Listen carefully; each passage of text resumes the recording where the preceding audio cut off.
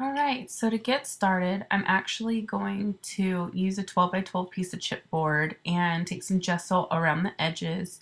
I'm going to be using a piece of paper from the main kit to mount on here. The chipboard's actually going to give the paper a little bit of stability because it's not as thick. Um, the I want to say it's called Kaisercraft, but someone else told me it was pronounced differently. The Kaisercraft paper is a little bit on the thinner side, and I don't know how much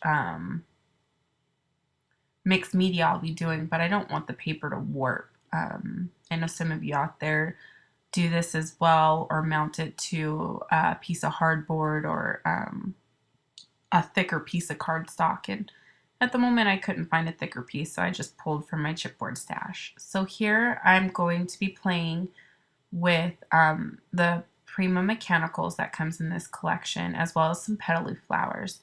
And I'm also going to be grabbing my Lindy Stampgang embossing powder that came in the main kit called Golden Angel Wings.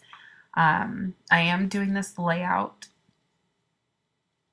in I'm doing this layout to kind of play along with the sketch that you can play along with for the Scraps of Darkness layout for February.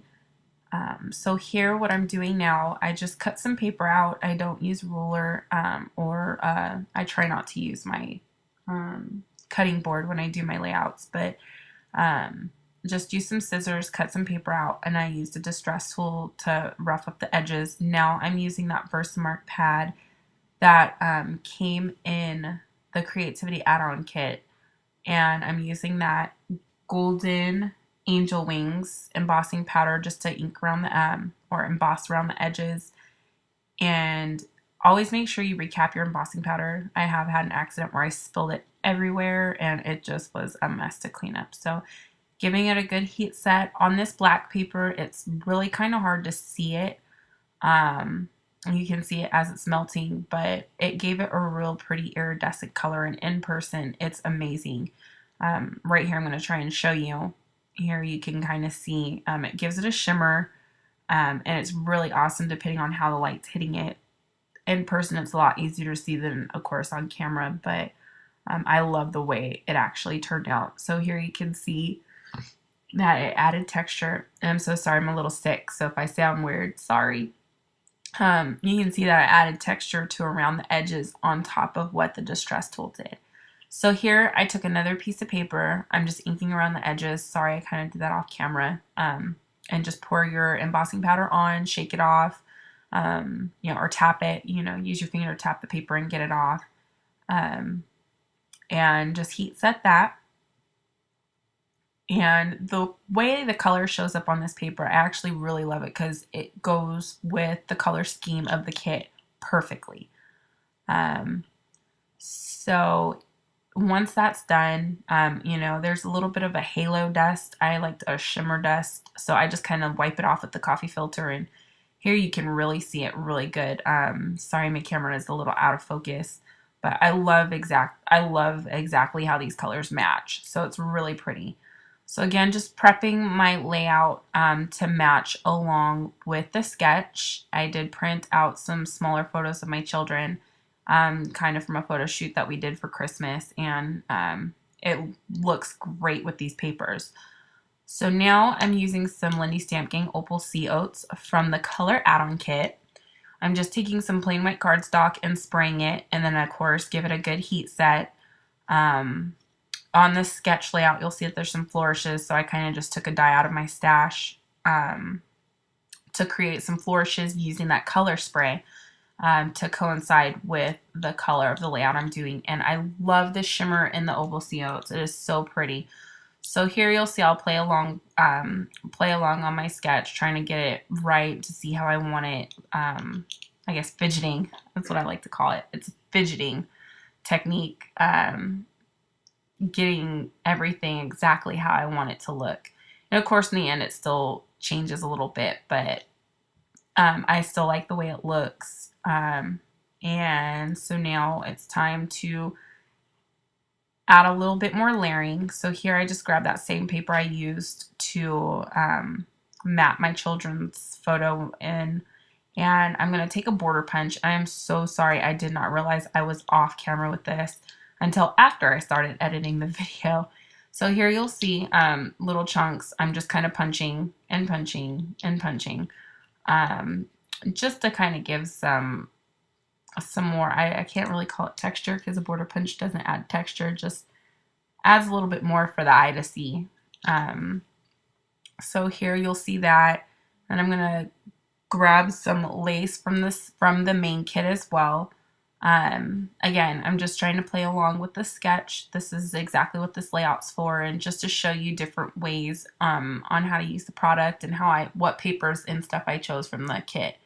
So now it's time to add some color. I'm gonna go to town with the Lindy Stamp Gang. It's a flat Fabio, and the color is Caribbean Blue. So there's gonna be no shimmer to this, which I actually thought was amazing. If you ever see vintage photos, sometimes there's like a hint of blue or like a hint of burgundy, and sometimes, and after so long it's faded, the color is kind of worn out.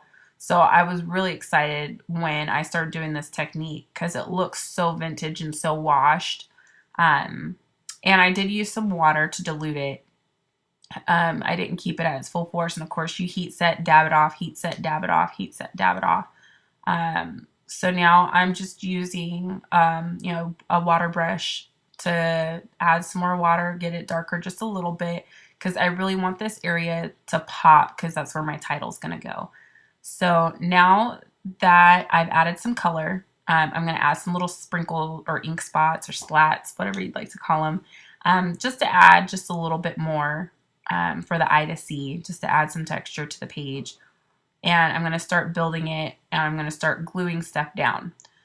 So here I have a little bit of an issue because I want to get everything glued. So of course I've got to fidget and fidget.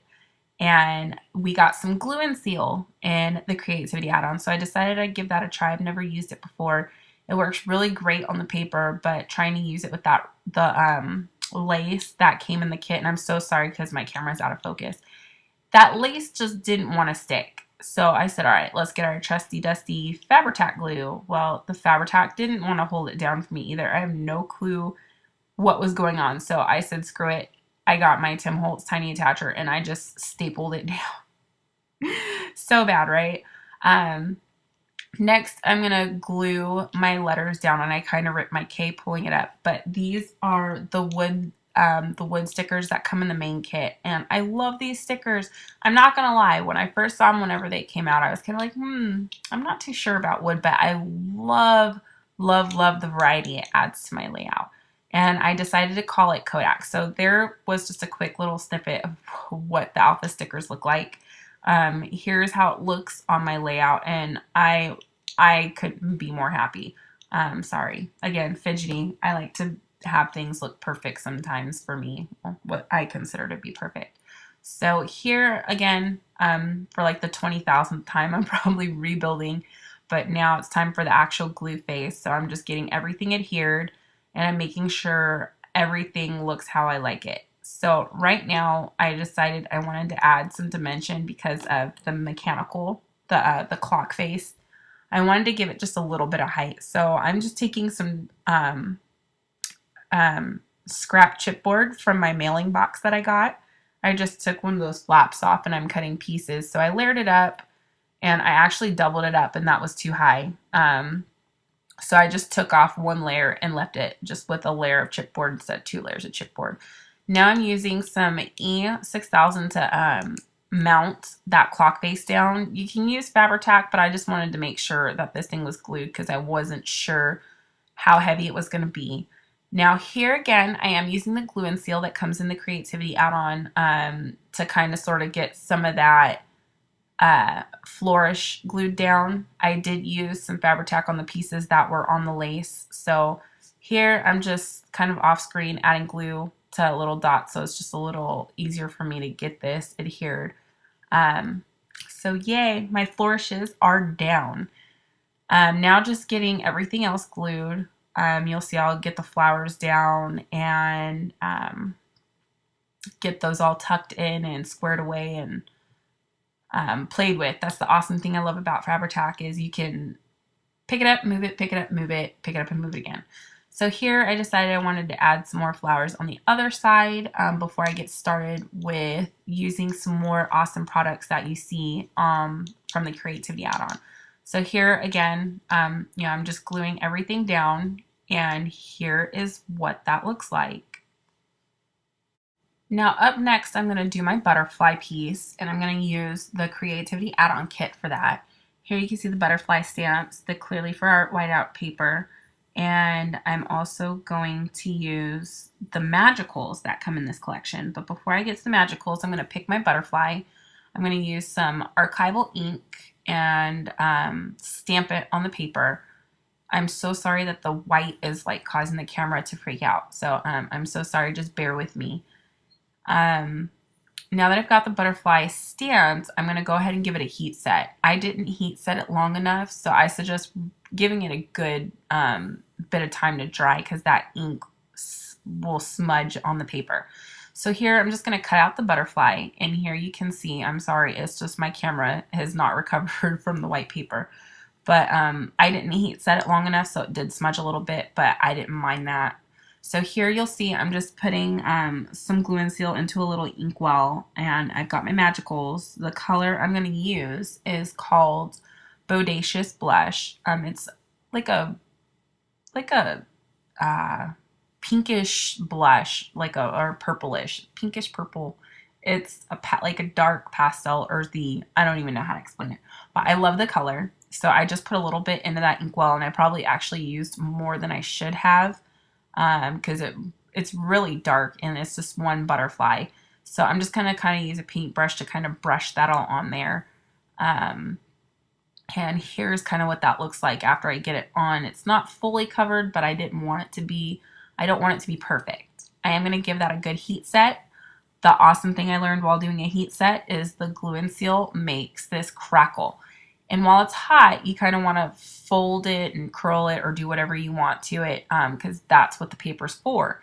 It gives dimension and dimension for the paper and kind of pops off the page. So here is what my layout looks like, completely finished. Thanks so much for joining me. Make sure you check out scrapsofdarkness.com.